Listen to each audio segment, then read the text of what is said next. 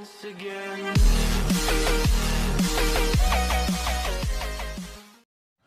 hello again, it's Jimmy here at O'Reilly's. I have a VW Touran TDI. So it's got all sorts of lights here on the dash at the minute. But I did just have to jump start it now. I had the ignition on just for a few seconds while I was just getting the computer set up and the battery went flat, so I just had to jump start it, which usually sets off the steering one on these VWs and that skid light, but they will just go away once you drive the car. And I can show you that right now actually. If we just pull the car forward maybe 50 feet, it'll go away.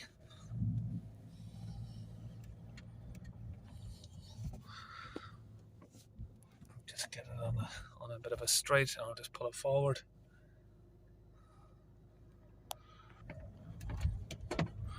So I just moved it around the car park a little bit and it's gone. Right, so now these lights have gone. We've just got this is what we come looking for. DPF light, flash and glow plug, and the engine management light. So let's have a look at the live data here first. This is what I've got it ready on. On idle we have 56 HPA, which is exactly the same as 56 millibars. What is I'm still getting used to this. Oh, we can actually change. Now this is the first computer I've ever had where we can actually change the settings. Millibar 56. And if you go to KPA, it'll be like come on, press. My finger's a little bit sweaty. So anyway, there we've got that on millibar, which I'm a little bit impressed with because that's the first computer now I've actually been able to do that. Usually I have to get the Google out and do a conversion because it is sometimes it's a little bit confusing to keep track of all these different measurements. I don't know what's going on with my finger. Am I pressing the wrong place? Anyway, there we've got 55 on idle, 2000 RPM is what we're limited to on the revs. We've got 220 to 250. Well, it was just on 260 just a few seconds ago.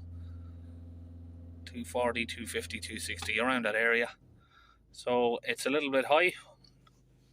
So we're going to go back from the live data. Now this computer here, I will say, is the Launch Euro Tab 2. And this uses this topology system again. So we have some faults here. Throttle pedal position, switch A circuit high, and particle filter 2 P246300 and P012300.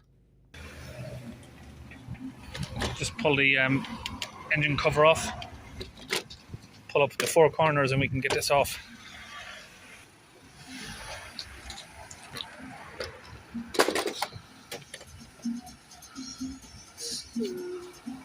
Don't know what's going on there.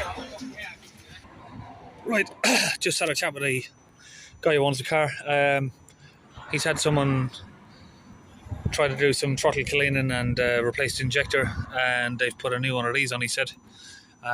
So I'm guessing obviously the last guy who's worked on it has left that loose. Now I wouldn't really slate the guy for that. It is just general human error there.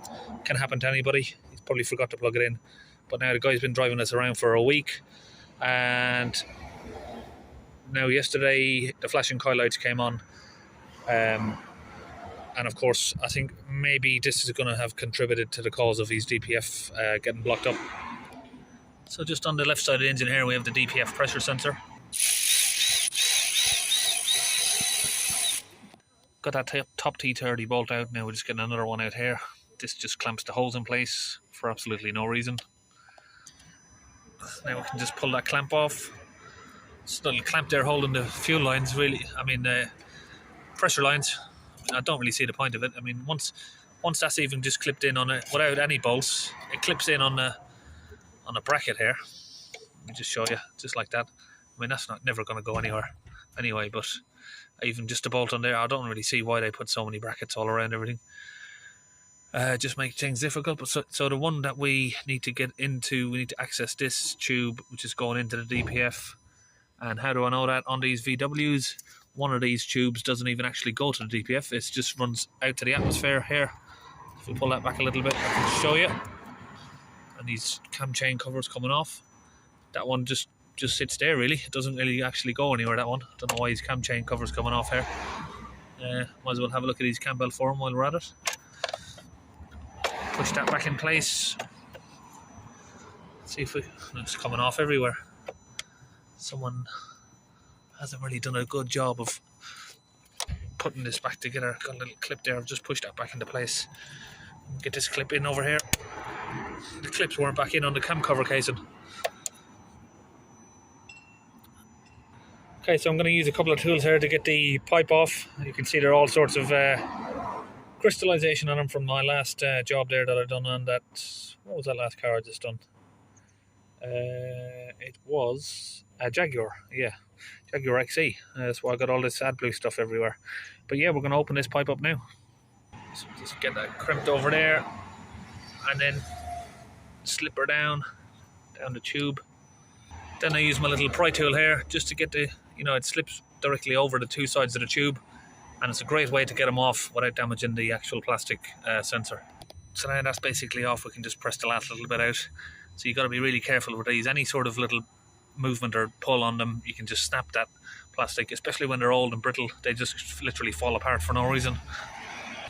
So again here now, I'll use my compressor that's hooked up to these tubes here, and I'm going to mix up my solution that I always use from now on, which is 50-50 mix of deionized water along with the Launch UK fluid here. I'll leave some links in the video for where you can buy this.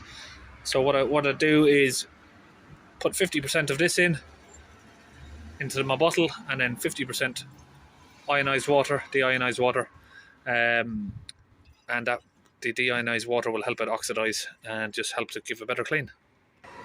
Okay, so now we've done all that, we'll get the lid back on this. And on the last vehicle there, you saw me use this high pressure probe on the Jaguar, but I'm not going to need to use that on this one because we're going in through the DPF pressure hose. So just in my drawer here, along with 4 or 5 other vaporizers from the Ford, I've got a few different attachments here for the gun, and I think I'm going to use this one, which is a cone one.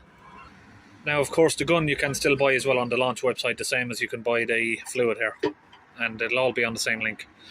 Okay, so we've got the compressor hose connected up, and now we can get this connected here straight into the DPF pressure hose, just here. So now that's connected up nice and tight. We're going to push 50% of this fluid into the DPF and let it sit for 10 or 15 minutes. Just squeeze the nozzle and let it go in there. And you'll see once in a minute, once we start looking back on the live data, you see this stuff is actually magic. Just, you see how good it works. It's going to bring the pressure right down as long as there's no damage inside the DPF. Okay, so now that's all gone in there. Half of it's gone in, so we're just going to let that sit for a few minutes. And the customer has gone and got a replacement battery there, so I said I'll fit that for him while we're at it. It's going to save me keep jump starting it every 5 minutes. Okay, got the new battery in there, and I've noticed another issue there. High pressure fuel pump, the clamp is not on the fuel line. So that was loose, that's loose, that wasn't plugged in. Customer here said the last guy who was working on this, he came here, I don't know, 8 or 9 p.m. at night, and he was here until 2:30 a.m. It's a bit surprising. I didn't really realise there was mobile mechanics that actually work around the clock like that. This guy was here at 2:30 in the morning working on the car, so no wonder he's sort of left a few bits off. It's probably very dark, but we'll get that connected back up now as well. Right, that's that clip back on, so let's get this started up. Started up there. We need to reconnect our diagnostic machine because the battery was disconnected. So we'll give it a couple of revs before we blast in the rest of the fluid. Well, it's not really allowing us to rev it very much, but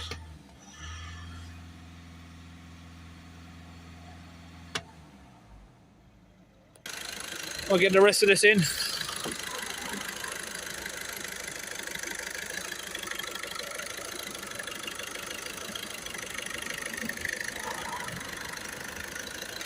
Okay, looks like we're all about finished there on the fluid, so now we'll get this disconnected.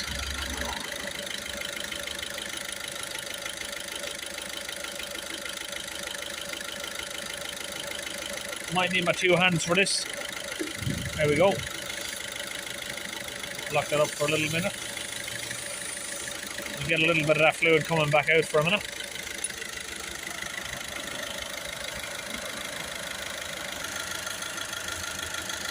Put that back up.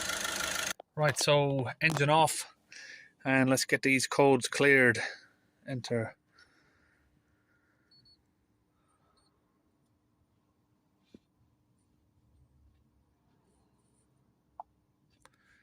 Clear the fault code.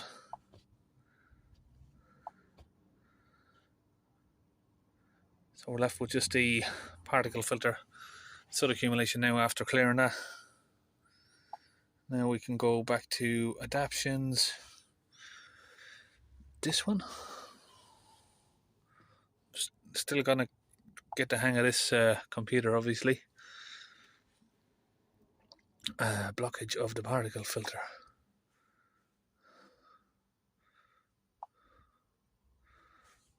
Input a new value.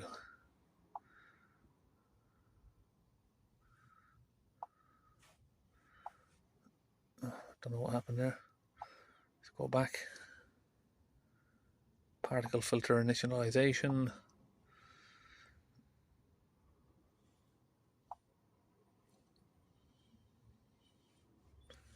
How many grams of ash have we got? So we got to 0.0 something like that. Let's save that, see if that will work okay. Yes, that is saved. Go back, clear the fault codes again.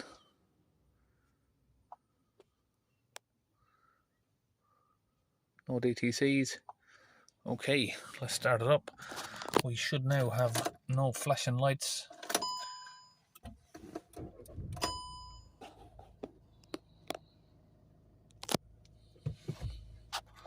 I've still got a particle filter light on there.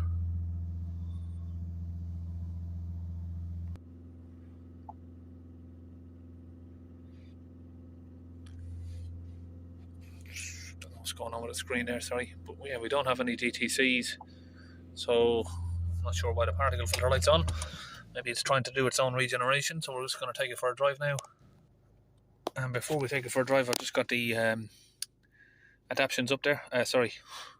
Live data stream, and we can see there now that we are already down from 55 down to 8 on idle. Let's give it an acceleration up. Down to about 75, which we are in the green now. This is good enough, but we're going to get it down lower. Obviously, we haven't even held the acceleration yet. I'll just hold the accelerations on for a minute. We haven't even really accelerated the car yet. You can see there she's dropping even more there. It's down to 60 now. Down to 59, so that's where it is on revs. That's as far as the acceleration lets you go, and it was higher than that on idle before I started. So you can see how good that fluid works there, and we are still dropping.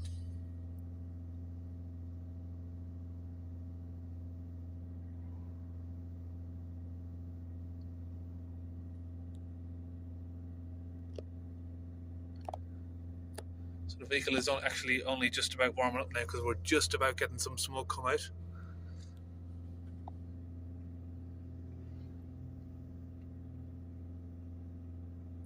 Can't see how low we can actually get this.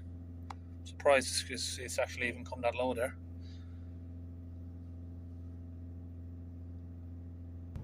So we've got a lot of smoke there coming out the back window, out the tailpipe. So we've been running it for a couple of minutes there. It's not even, still not even at temperature actually. That's it. Long test drive done. Some more adaptions done. All lights gone, and that's all finished on the VW Touran. See you on the next video.